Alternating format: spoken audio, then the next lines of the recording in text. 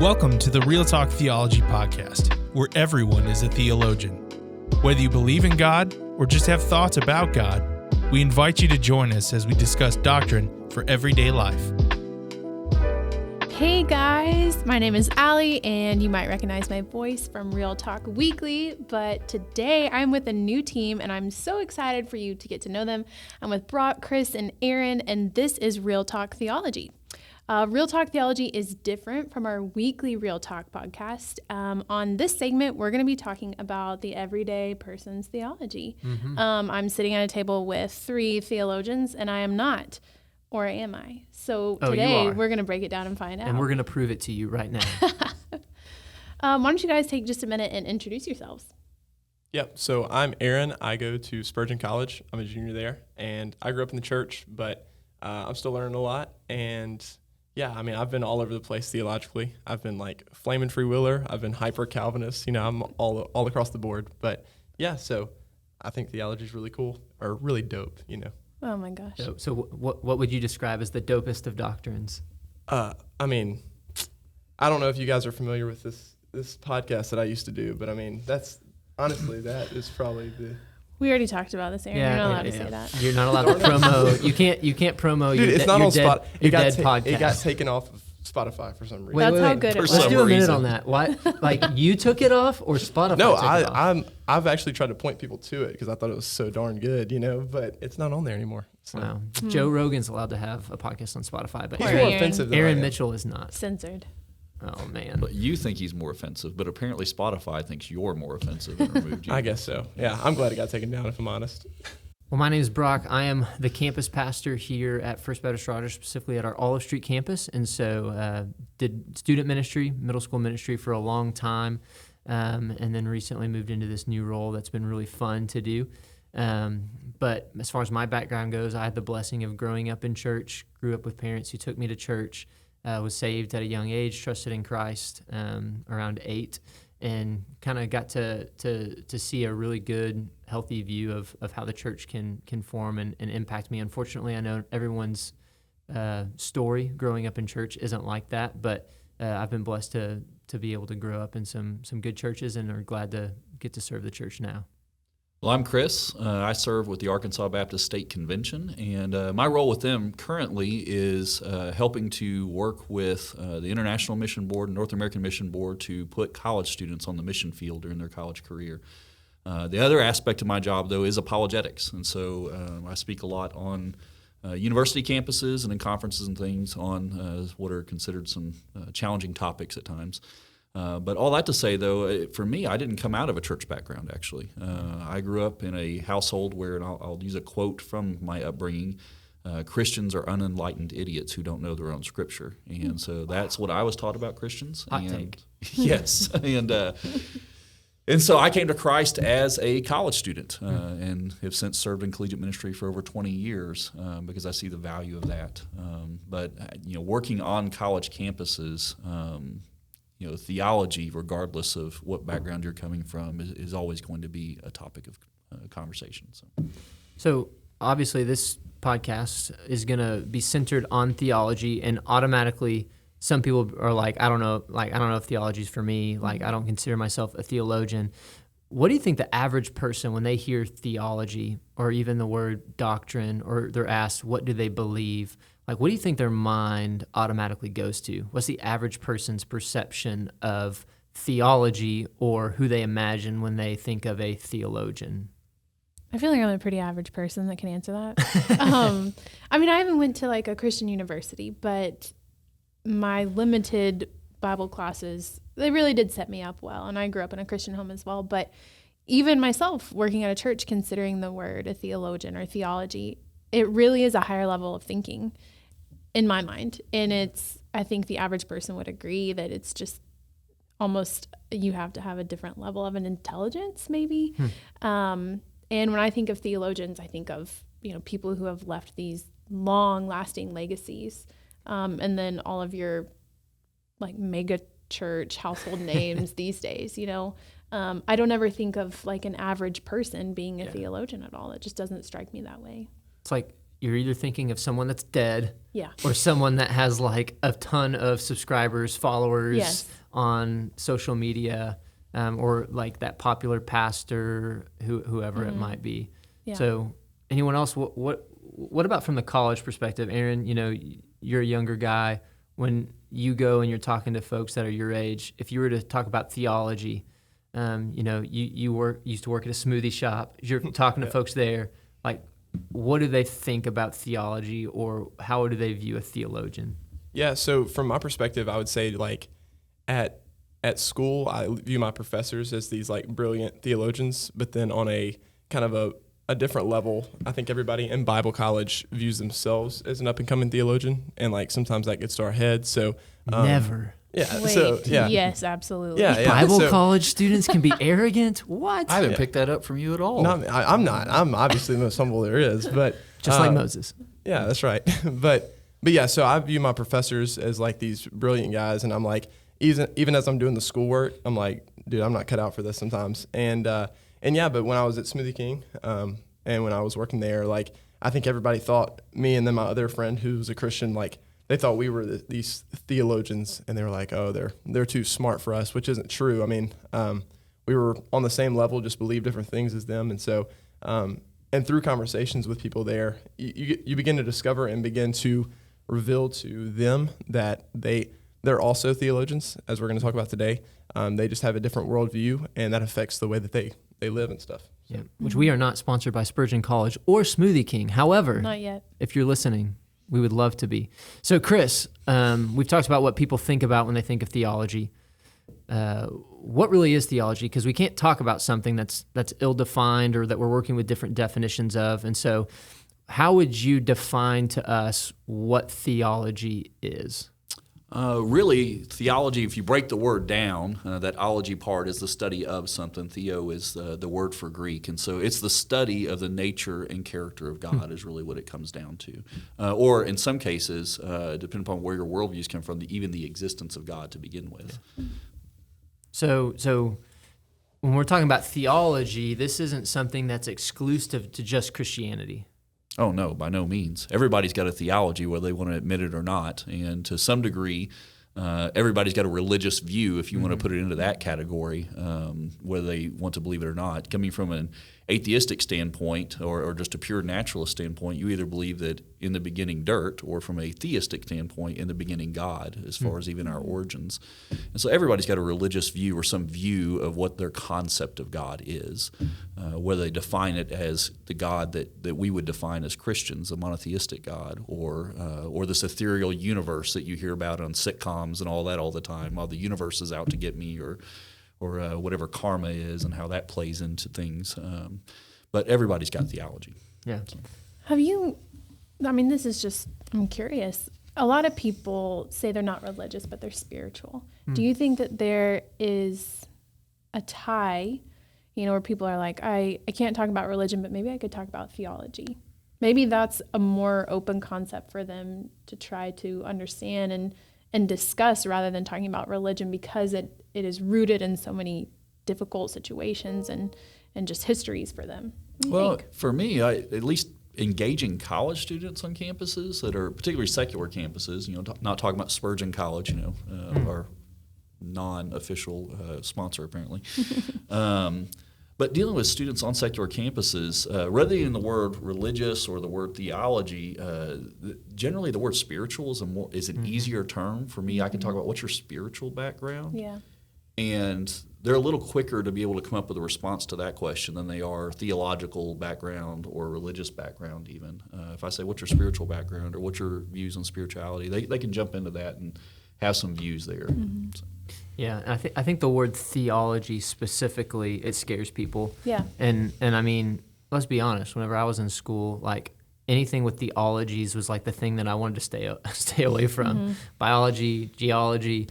Now, if you want to go, like if you ask me, hey, you want to talk about like exercise, athletics, and the way the body. Okay, yeah, let's talk about working out and that. Well, what are you doing? Like, you're doing some level of biology. Kinesiology, yeah.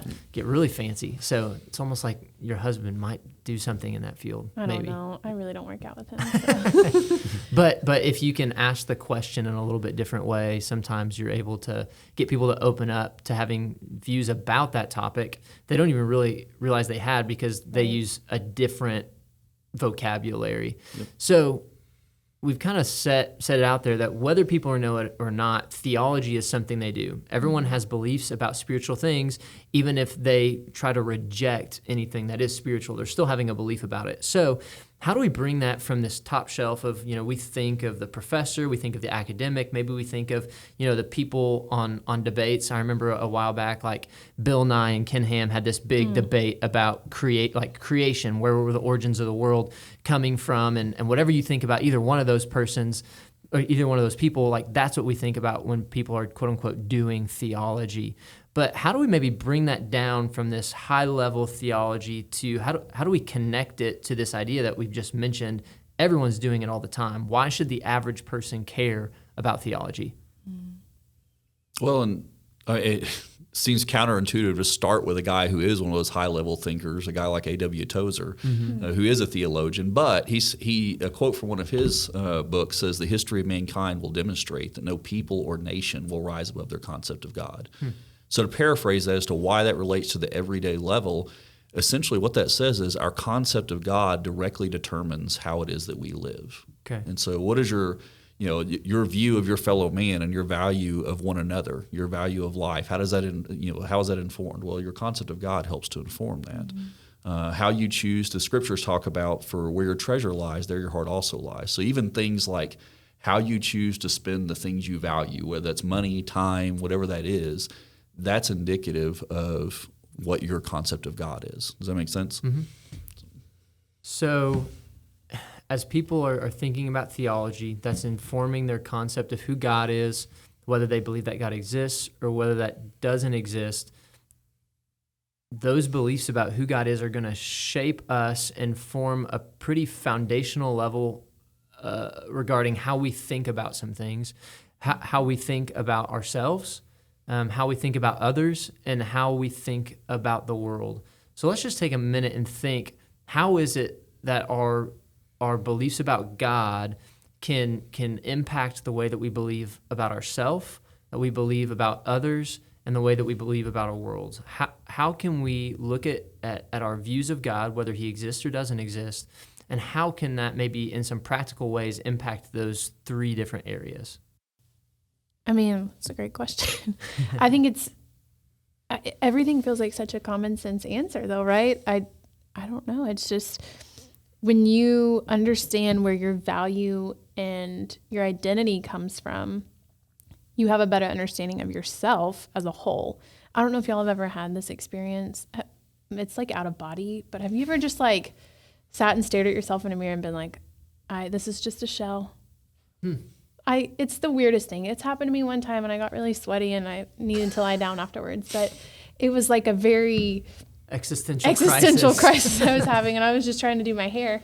But it was just one of those moments where I realized like I do not belong to myself. And I've had friends who have kids say this, like, your children are really not your own. They don't, as much as they belong to you, they don't belong to you. So when those thoughts and your understanding of, who created you, and you have this spiritual understanding of where you came from, and like I said, where your value and your worth is found, then it just determines how you identify who you are and how you live your life, and those different directions you take to better yourself, and sometimes accidentally worsen yourself. But it just directs all of your steps in understanding yourself, I think. Mm-hmm.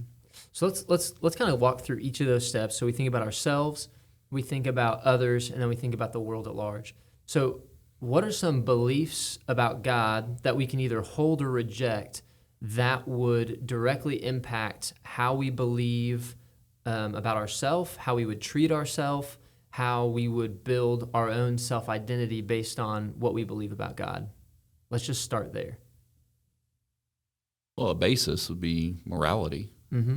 The choices that we make in our lives are based on a set of moral principles that are ingrained in us. And from a naturalistic standpoint, if you believe that this God is non-existent, then those things are defined really by cultural mores that exist around you. But if you believe in a God who defines what is right and wrong, then that determines how it is you're going to interact with other people, whether you think that it's right to lie to somebody, whether you think it's right to assert power or domination over somebody for your own well-being or your own good.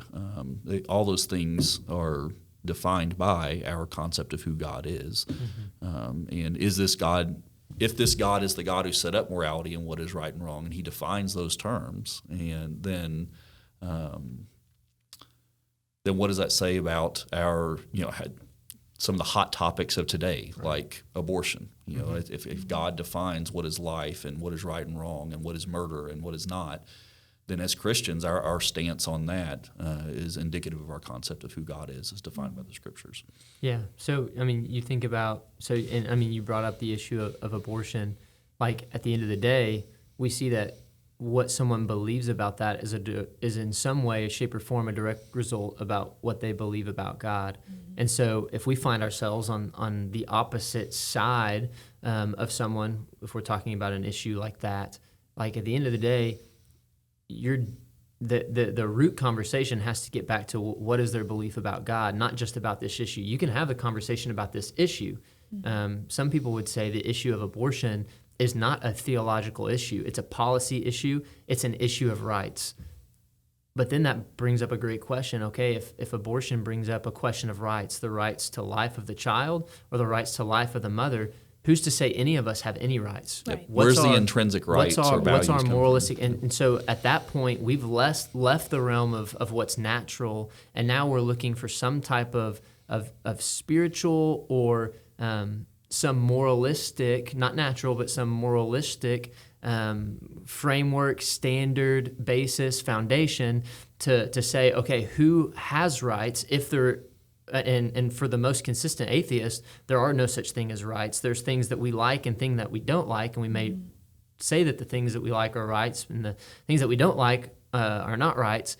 However, you have to have a groundwork, a foundation somewhere, and the moment we lead to that level, it's going to matter. Do you believe that there's a God or do you not believe that there's a God? If you don't believe that there's a God, that's going to lead you to make some assumptions and convictions every bit as much as if you believe that there is a God. And so while we might be having a conversation about abortion, very quickly we find that we're having a theological conversation whether or not we're using those words. And that's going to change how we think about ourselves. It's going to change how we think about others, and it's also going to change the way that we think about our world as a whole as we think through these issues. As we, especially just the idea of ourselves, like as we consider the morality of God, like if there is a God who is loving, and we believe that there is a God who has created us with a purpose, that should change the way that I theologically think even about myself. Yeah. Because on the days that I wake up, and we all have it, the days that I wake up and I don't feel lovable, I don't feel like I'm worth very much, that's when theologically my theological beliefs inform me that even though I don't feel this way, I believe that there is a God, that I wasn't the result of an accident, but that he's created me with a design, that he has said that he has made me in his image, and therefore I have value. So very quickly we see how even waking up on the wrong side of a bed can have a result that has a theological answer for it. Well, and really the answers you just gave are, if you've taken any freshman level college class on philosophy, you're going to have some form of what's called the great philosophical questions. And these sound like some high-minded thing, but they're really not. It's pretty basic questions. Who am I? That's your identity. Where did I come from? That's your question of origins, and you're made in the image of God from our worldview. What am I worth? How do we have intrinsic value, and where am I going when I die? And so really that's how you're answering those, and the way that you just answered those brings a lot of hope in the gospel and what it is that the Scriptures communicate about who God is and who we are in relation to him. Whereas if you're coming from a naturalistic worldview, that doesn't believe in that God, then you have a whole other set of answers to those questions, which then play their way out in how it is you value life, or you value the person sitting next to you, or how it is that you make decisions on daily things. And I'll give you an example in a broader picture outside of the abortion issue. So if you look at like the nation of India, and so I was having a conversation once with a Muslim teacher in another country, and She was essentially asserting that things of political or policy nature, politics, economy, are more important than theological things.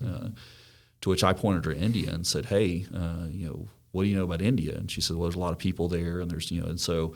We go on and talks about Hinduism and whatnot. And in Hinduism, the rocks can be God, the trees can be God. There's temples dedicated to monkeys and cows and all these different things, 10,000 plus gods in Hinduism. And I said, well, let me tell you a couple things about India, though, that you might not know. One, India is one of the largest grain-producing nations in the world. They produce enough grain to feed their entire country and export. And yet there's a lot of starvation in India. But their concept, while there's a lot of people in India, it's estimated there's 3 times as many rats in India as there are people. All right, so if you're not a rat lover, that's a rough disgusting. one. Is anyone a rat lover? So, I love rats. hey, they're out there, man. But 3 times as many rats. See, their concept of God says don't kill the rat. And so what happens to a lot of that grain they produce, even though they produce all this grain? Just wasted. Rats are destroying this grain, whether through contamination or eating it themselves. And so then you ask the question, do they have a political policy issue or do they have a theological issue? Mm-hmm. And well, obviously it's a theological issue that's leading to some of the problems they're having in their country. And I'm using a very broad example there on a societal level, but it's really coming down into our individual life. Mm-hmm. How we make choices about how we're going to spend our time, how are we going to spend, our time is one of those things. Again, the scripture says, for where your treasure lies, there your heart also lies, which we immediately think money, but it's more than that. Right. How do we spend our time? Do we spend our time with our kids or with our spouse? Do we spend our time focusing on work things? I mean, all that is a play out of our theology. Mm-hmm. And I think, Brock, you touched on it a little bit earlier, but like when you said you wake up and you don't feel lovable or you don't feel these different things. And I think something that this generation in particular bases a lot of things off of is feelings. Mm-hmm. And I think a lot of times our feelings can be our God in a sense. And so the other day I was having a conversation with someone and we were talking about abortion at first, but it led to just morality in the conversation of that. And they were talking about how they believe that or they said that they believe society is the standard of morality. And so I was like, so if we step back just a few hundred years ago, slavery is okay with your worldview. And she's like, well, I don't feel that it's right.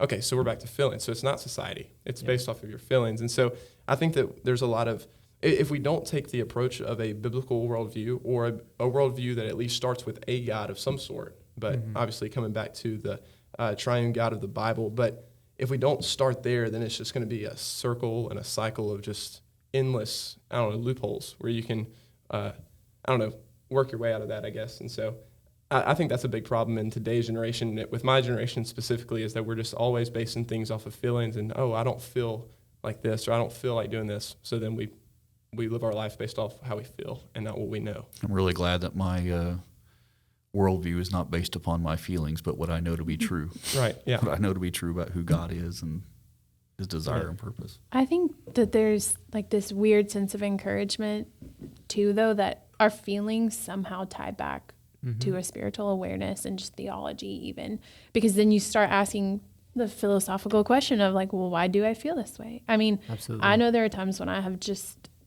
felt like garbage and I am in a rut and I'm in that cycle you're talking about, Aaron. I can't seem to get out of it. But then when I sit there and dissect it, it all comes back to a spiritual perspective and like, where am I? I've moved. It's not God who's moved, but it's me. Or I haven't thought about or let him influence the way I'm thinking about others or myself even. And so I think there's some odd encouragement in that. Yes, we see a generation almost solely based on feelings, but in that there is hope that even those feelings tie back to theology. Yeah, because God didn't make us to be, robotic, unfeeling, uncaring. Even from a Christian worldview, our feelings are not a result from the fall. Right. God created us to have emotions. However, living in a broken world, even those emotions and feelings are now broken. So emotions can be very helpful, The problem is sometimes they can be also very misleading. Yeah. And so the thing that I've had to learn, God's had to teach me that I have to trust what I know to be true, very similar to what Chris said a minute ago. I have to trust what I know to be true over what I feel to be true. Yeah. Because while my feelings may at sometimes be helpful, they can also be very deceptive, because feelings can be tied into like what we personally want rather than what is good, right, or even true. Mm-hmm. And so at the end of this, even, something as our feelings, which as Aaron's brought up, can be a huge motivating factor for decisions, motivations in this generation that's coming up. Even feelings are surrounded by a theological framework. Are feelings the result of myself? Are feelings the result of God? Are feelings always to be trusted? Or, as the Bible teaches us, is our heart deceitful and wicked and can lead us astray? And so everyday things that we can easily just think about and move on have theological roots. Mm-hmm. And that's why we hope that the person listening to this podcast will recognize that even at the beginning, if they thought, man, theology isn't just something for me. I'm not a theologian. I don't ever want to go to seminary. What we want this podcast to be isn't an academic dissection of doctrines that people have been arguing about for the last, hundreds of, if not thousands of years. What we want to do is to take theological concepts and help you see how this plays into everyday life. We're talking about doctrine from a Christian worldview that is for everyday life, that is for the seminary student as much as it is for the stay-at-home mom. It's for the pastor as much as it is for the CEO. This is something that's for everybody. Mm-hmm. Well, in a very practical, just kind of as a quick sideline here, you can edit this out later if you'd like, but a practical view of how our theology plays this out is something that if you're around me at all for any duration of time in discipleship, you will hear this from me numerous times. Focus on the root, not the fruit. That's another one, but that's not the one. Oh, darn it. I thought I had it, man. I almost said that one earlier. Nice try. I was trying. I was like, all right, he's going to look at me and ask me what it is. And so there's that eager Bible study student. Yeah. That's it. Yeah. He's trying to get brownie points with the teacher. I failed, man. But no, it's we talked about how you spend your time. Well, time's just, my concept of God says that my life, and you hit on this earlier, you made a statement about this earlier, your kids are not your own, and so the Bible says that my life's not my own, and I was bought at a price, and that and Paul says it's no longer I who live, but Christ in me. And so that being said, my theology says that I'm only a steward. I'm a steward of these things that God has placed in my life. Everything I have will be, or you probably know where I'm going with this if you spend time with me, but we have what I call the 6 T's. We're stewards of our time, our talents, our thoughts, our trust, our treasure, and ultimately our temple, which is our body, the temple of the Holy Spirit. And so that's a very practical way in which our theology informs how it is that we steward those things. What are you going to do with your time, talent, thoughts, trust, treasure, and temple? Starting today, less yet tomorrow, and so forth and so on. So that's the direction where we're going with this podcast. We hope that you'll come and join us even more in the future as we continue to talk about how theological concepts, how doctrinal beliefs impact not just the academy, but how they really get down to the bottom shelf of everyday life. Things that we all deal with are rooted in theological issues. So we hope to see you next time. Until then, this has been Real Talk Theology. We need a great sign off. What is a great sign off? Peace out, puppies. Do not say. Man, please add that in there. Please keep that in there. Ooh, it's about theology. Let's plagiarize. Until next time, don't stop believing. It's close.